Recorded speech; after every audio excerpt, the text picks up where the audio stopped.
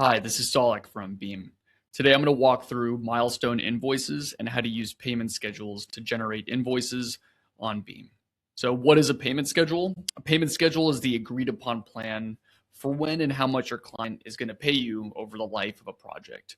And so the total contract price is typically broken into multiple payments, and these are called milestones. So I'm going to click into a project here, and in the estimating phase, you can actually set a payment schedule in the estimate. So I'm going to hit continue editing, get to the third page. So step 3 of 5 in the form, you'll see I have a payment schedule checkbox. So if I click it on and I scroll down, I can see that a payment schedule is added to the estimate.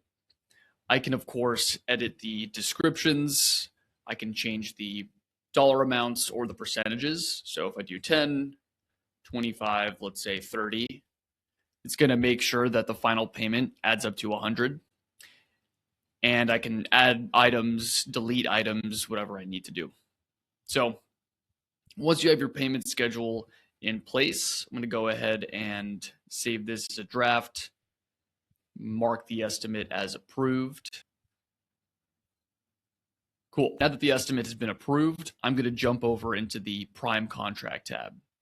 This is where I set my payment schedule. You can see that the Prime Contract tab is automatically populated with that payment schedule that we added into the estimate since it's been approved. If you need to make any changes to the Prime Contract, go ahead and click on Edit.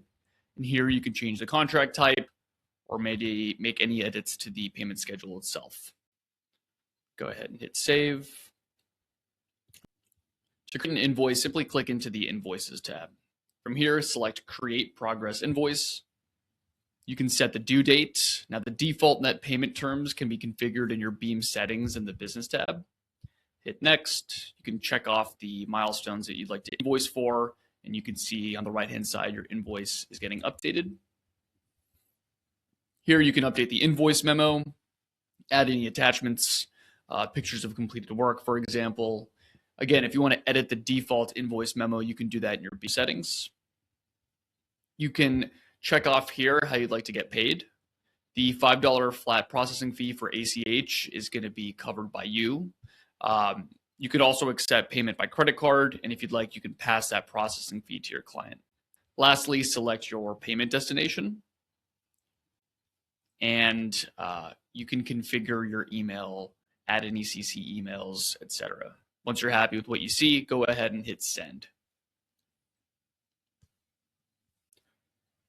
Perfect. Now to get an updated timeline of the invoice, you can go ahead and click into it.